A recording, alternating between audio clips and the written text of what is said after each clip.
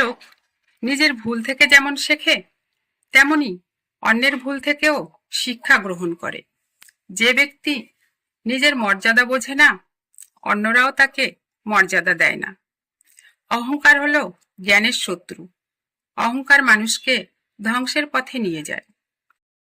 মন্দ লোকের সঙ্গে বন্ধুত্ব করার চেয়ে একা থাকা উত্তম। ভালো মানুষকে চেনা খুব সহজ, কিন্তু ভালো মানুষ হওয়া খুব কঠিন। অসৎ মানুষের সাথে সম্পর্ক রাখা মানে আগুনের পাশে শুকনো ঘাস রাখা। ধৈর্য এমন এক গাছ যার শিকড় তিক্ত, কিন্তু ফল মিষ্টি। কর্মই মানুষের প্রকৃত পরিচয়। যে নিজের ভুল স্বীকার করে সে সত্যিকারের সম্মানিত ব্যক্তি।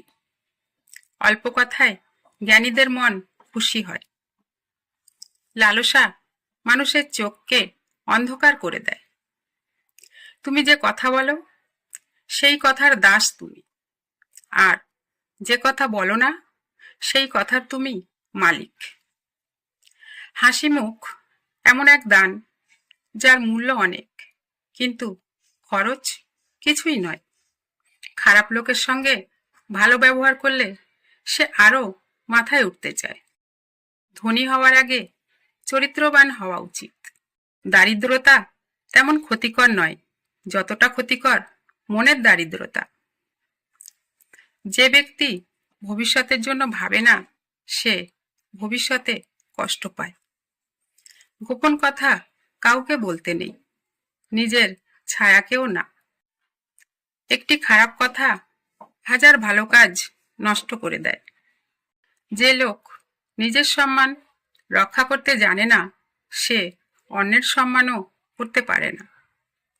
নরম কথা দিয়ে কঠিন হৃদয়ও জয় করা যায়।